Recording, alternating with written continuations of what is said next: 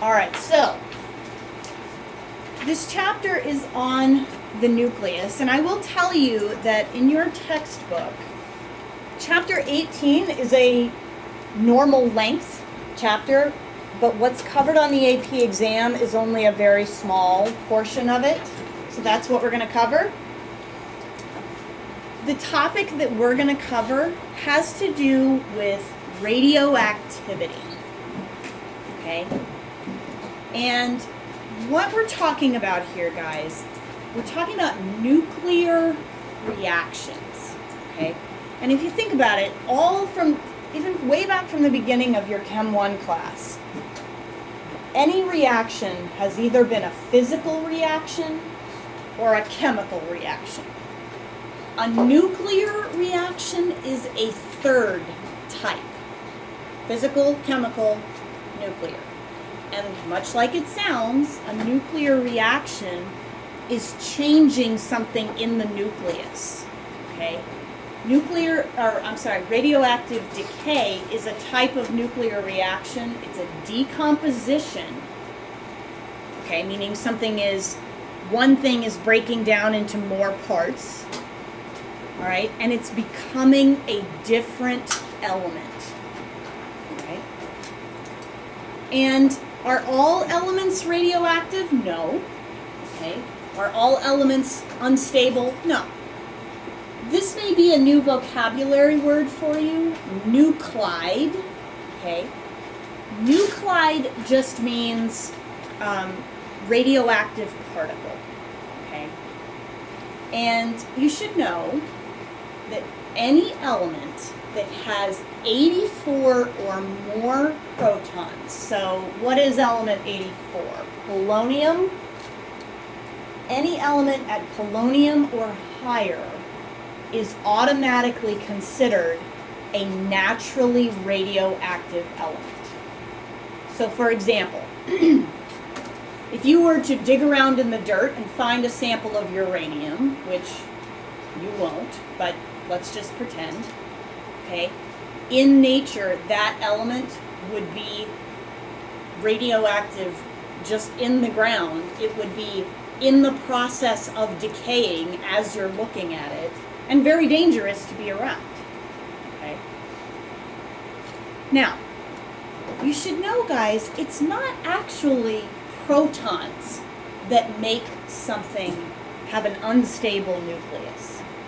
It's actually the number of neutrons that are responsible for radioactivity, and to be even more specific, the neutron to proton ratio.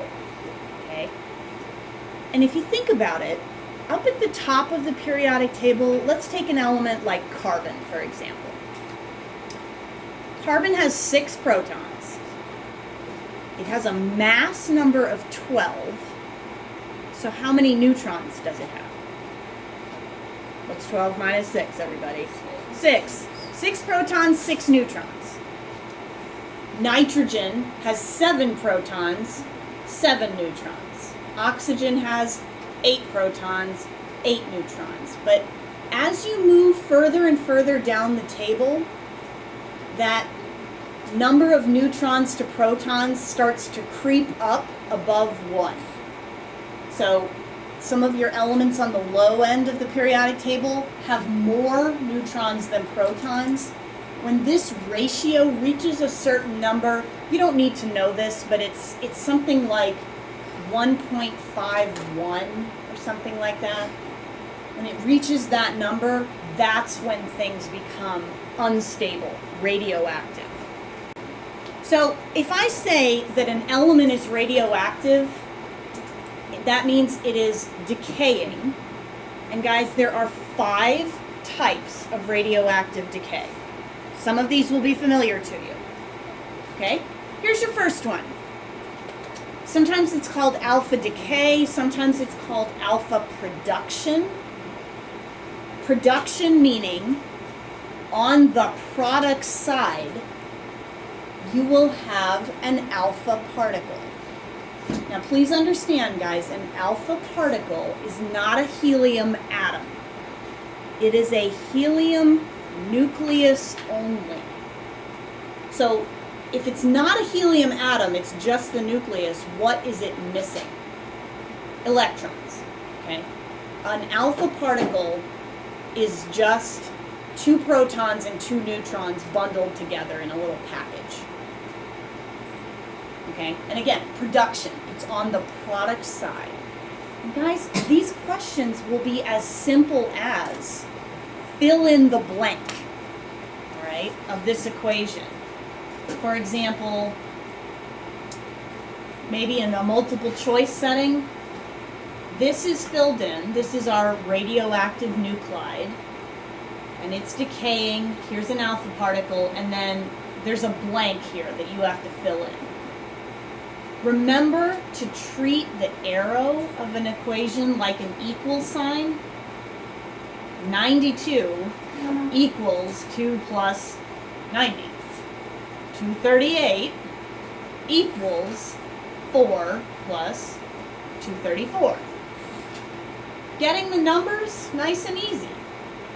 How would you know, if this is a blank, what element symbol to fill in there? Don't overthink it. Look at your periodic table. Element number 90 is thorium. Okay? And that's as difficult as it gets. It's just filling in the blank. Alright, so that's alpha production. Here's another one you're probably familiar with, beta production or beta decay. This is the symbol for a beta particle. Do you know what this is? It's an electron. Okay? Again, production, it's on the product side. And just like the one above it, in both of these examples, guys, I want you to notice that the element is changing into a new element. That's what makes a nuclear reaction very different from a chemical reaction. Okay? No chemical reaction that we have ever done has somehow morphed one element into a different element. That just doesn't happen. Okay? Now, in full disclosure, nuclear chemistry is not my area of expertise. Okay? And when we get to beta decay here, a number of people, I get this question every year, so I'm just going to address it right from the beginning.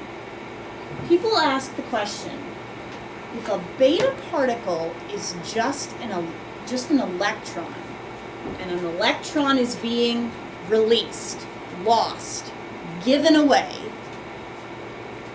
why isn't this just turning into an ion with a +1 charge? If all you're losing is an electron, why isn't this just becoming an ion? Well, there's other things going on here, and please don't ask me to explain how this happens. But beta decay, what actually happens is a neutron morphs into a proton. Okay? Remember that these two particles have the exact same mass, but they don't have the same charge. Okay? I can't really explain how, I just know that that's what happens. This number on the top is called the mass number. Mass number is number of what plus what? Protons plus neutrons. So if a neutron changes into a proton, this total count will not change. However, the number of protons does change. Okay? So that's beta decay. Here's another one you're probably familiar with. Gamma production. Okay? Guys, this is the symbol for a gamma ray. This font is sort of funny. That's how I would draw it, like that. That's the Greek symbol for gamma. I want you to notice the two numbers next to it, 0 and 0. Don't worry so much about this 2, Okay, the coefficient there just means 2 of these are being released, but that's not what's important here. The zeros are what's important. Please notice it doesn't say gamma particle. It says gamma ray. This is not a particle. This is a ray of energy. Okay? It's not a particle. It's a release of energy. Does anything else stand out to you on the product side? Yeah, that's an alpha particle. Guys, you need to know that gamma ray production does not occur by itself. Gamma rays are released along with alpha decay, or along with beta decay, or along with something else. They're not there by themselves. Okay? And all gamma radiation is just a release of energy to allow the nucleus or the atom to return to ground state. Remember, excited state, ground state, when an electron falls back to ground state, energy is released. Okay? Here's a fourth type, which if you took honors, you may have seen before. It's called positron production. And that is the symbol for a positron. This looks awfully familiar to one we saw just a moment ago. What does it look similar to? A beta particle, which is an electron. A positron, ladies and gentlemen, don't ask me how this exists, is a positively charged electron. Antimatter. Okay? But, ladies and gentlemen, I want you to notice that positron production is the exact opposite of beta decay.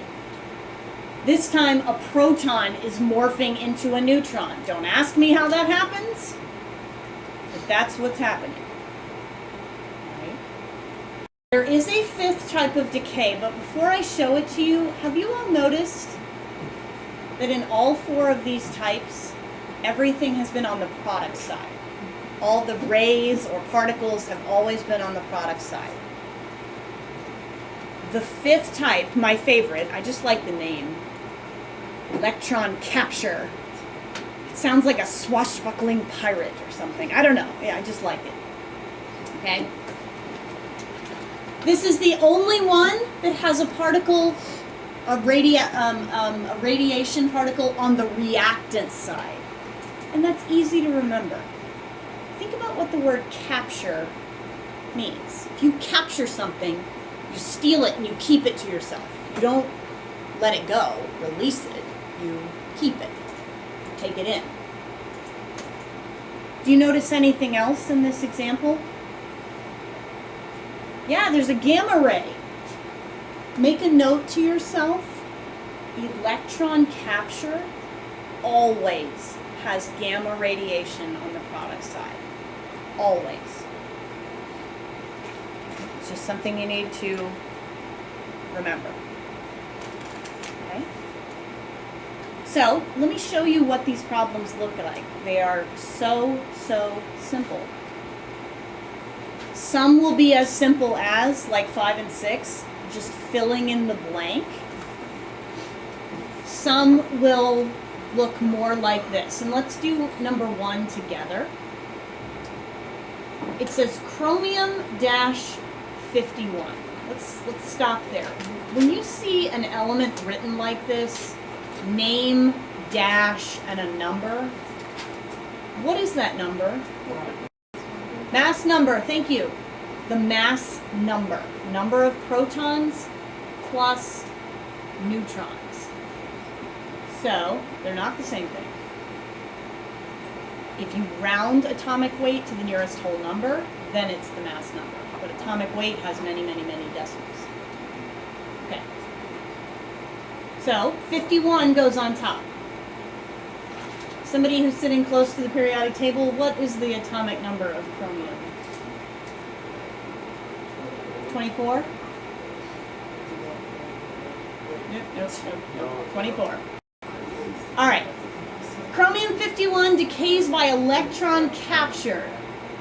So electron should be on which side? The reactants. Okay, great.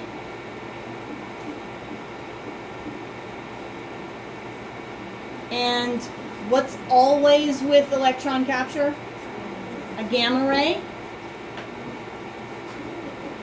And now let's fill in the blanks. Blank. What's 24 plus -1? 23. Very good. What's 51 plus 0? Ah, very good. Okay. What element is number 23? Vanadium. There you go. That's it.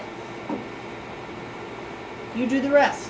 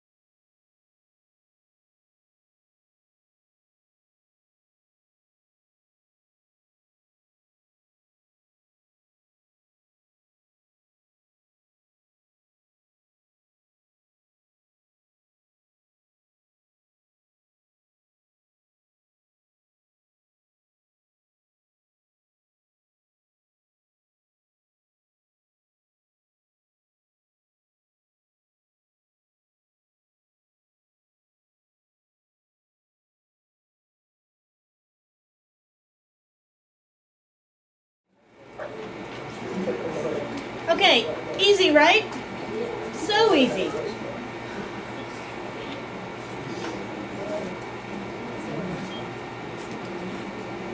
All right. Now, ladies and gentlemen, let's put this in a real-world context.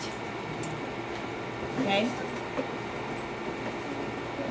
For those of you that took honors, this concept should ring a bell. Okay? A decay series. This is one of the only times where you guys actually do something in honors that's more challenging than what we do in here. That doesn't happen very often. But a decay series, first of all, what is it? Is a series of decays, okay? It's a chain reaction where one reaction sets off another, which sets off another, which sets off another. For those of you that took honors, we actually gave you the starting nuclide and you had to come up with the number of reactions that occur. Sometimes it was 8, sometimes it was 12. You had to write them all out. You don't have to do that in AP. You do need to know the concept, but you don't have to predict the reactions yourself. Now, let's use a real-life example. The perfect example of a decay series is an atomic bomb, okay? And I haven't had a chance to look this up, and I can't remember which one, but the 2 bombs that were dropped on Japan at the end of World War II were not the same type of bomb. And I can't remember if it was Fat Boy or Little Man? No. Is that right? Fat Man and Little Boy. I can't remember which one, but one of them was a uranium bomb, okay? And if you look, that's what our starting material is, uranium, okay? Guys, the reason that atomic bombs are devastating is not, well, it's multifold, okay? Number one, it is a bomb. Any kind of bomb is going to have a shock wave associated with it, is going to knock buildings down, okay? For those, when they dropped those bombs, that's what killed some people, okay? A lot of people, all right? Was the shock wave or something fell on top of them. But what is ultimately more devastating in an atomic bomb is not the bomb itself. It's what's released at every step here. This is a chain reaction of nuclear decay. Alpha decay, beta, beta, alpha, alpha, alpha, alpha, alpha, beta, beta, alpha, beta, beta, alpha. Okay?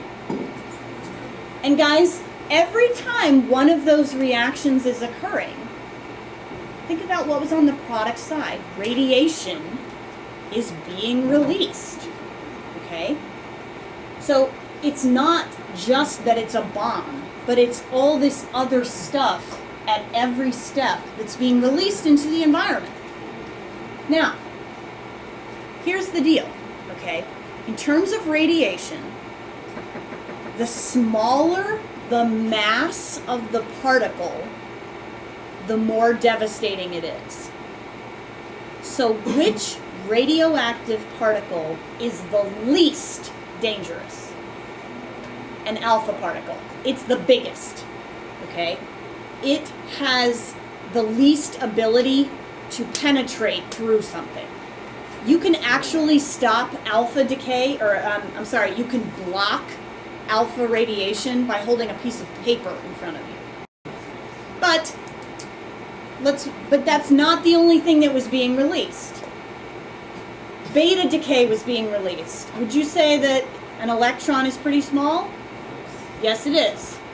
Okay, now beta decay, particles can be blocked. Sometimes, I was just reading online, aluminum can block a beta particle. But again, if a bomb is being dropped, how many people are wrapping themselves in aluminum at that very moment? No one. Okay? The one that is truly devastating, which would be the most? You're right. It's not even a particle at all. It's energy. And ladies and gentlemen, it's the gamma radiation that is devastating. Okay? And I do mean devastating. When gamma radiation is released, depending on what your exposure is, some people who were far enough away were hit with gamma radiation and were just, it can burn like a sunburn almost. But that's at a very, very low dose of radiation. The closer you get to the proximity, the more devastating it is. If you get a high dose of gamma radiation, it can certainly penetrate through your body, and it tends to target your DNA, which is not a good thing. Okay, do you remember from biology, DNA is that double helix? It tends to just shred that double helix. It causes a lot of deletions and mutations. Okay, and guys, typically when you start messing with someone's DNA, it's ultimately going to cause cancer. Okay, so depending on people's exposure, some people died within a few days, some people died 20 years later, but they typically died of cancer. Okay, my great uncle was one of the scientists who worked on the Manhattan Project. He tested these bombs out in Los Alamos, New Mexico. And they tested them out in the desert, and they thought, that they would be far enough away. They thought, if we're a mile away from the detonation site, that's good enough. It wasn't, okay? They thought if they were inside a concrete building, that would be good enough. It wasn't, okay? All of those scientists, my great uncle included, died of cancer because of that exposure, right? It's very devastating, okay? You all know where Chernobyl is? You know that story, okay? The nuclear meltdown at that power plant.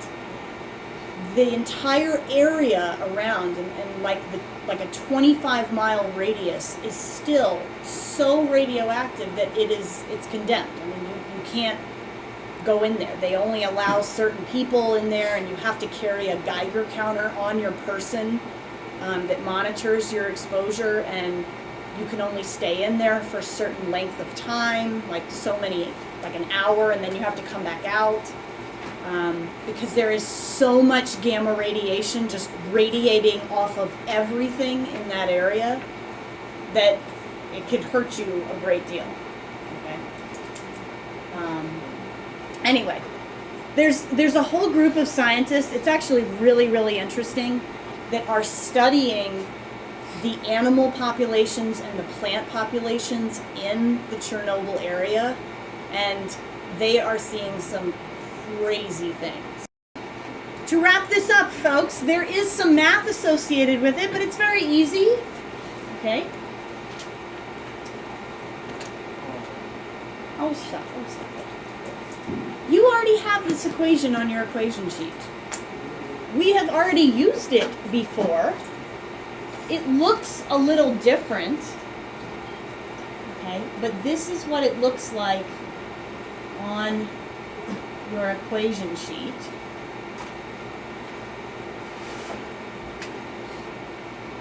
We have used this back in our kinetics chapter. Oh, I just realized it's right on the board. Okay. Oh, whatever. Okay. I'm sure that this was a little while ago, so you may not remember exactly what this means, but do you remember these terms from kinetics, like something is zero order, first order, second order, okay? All radioactive decay is a first order process. This equation, which is given to you, is what we call the integrated rate law for something first order. What does anything sub-zero represent? Initial, okay? It doesn't have to be an initial molarity. It's an initial amount. Could be mass, could be number of particles, milligrams, whatever, kilograms, anything. Initial amount of your radioactive material. What's T? Time. Time goes by, this material decomposes, and this would be the amount of radioactive material remaining after some time has gone by. Do you remember what this is? It's called the rate constant, okay? You can't solve this equation unless you have that, you have some way to figure it out, okay? So, if we're talking decay, and it's a first order process, okay? When we were in the kinetics chapter, we also talked a lot about half-life. This is also on your equation sheet. It's the half-life equation for something first order, which all radioactive decay is. So let's look at an example. Okay. Let's actually do number 2 together, and then you can do numbers 1 and 3 on your own. Number 2 says, how long? Now stop there. How long does it take? What am I solving for? What variable? T. T is my unknown. Okay. How long does it take for a sample of cobalt-60 to decay down to 12.5% of its original mass? And then I give you some information about the half-life. Okay, well, let's use that integrated rate law. If you're ever given a percentage, we've seen problems like this before, what's a good number to start with as your initial amount? 100. If we started with 100, my final is 12.5% of that. So let's just use that number as my final amount. There's my initial amount. Negative KT. And we said T was what we would be solving for. I'm missing my rate constant. How can I get it? Okay. I'm given information about the half-life. Remember, you have this half-life equation on your equation sheet. Won't that allow us to find K, which we could then plug in up here? Say yes. Okay, good. It's told the length of the half-life, 5.26 years. Which means that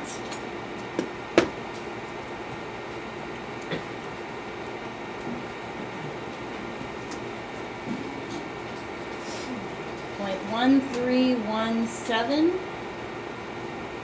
Could anybody tell me what the units for K would be here? Inverse, nope. Inverse years.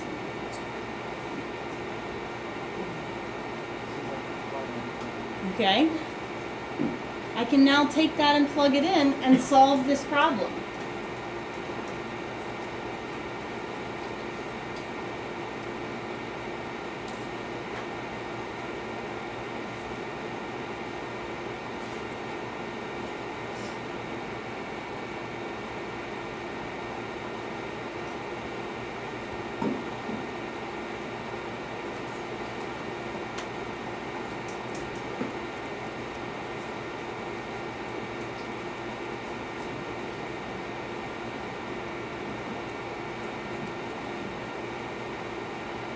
What we get.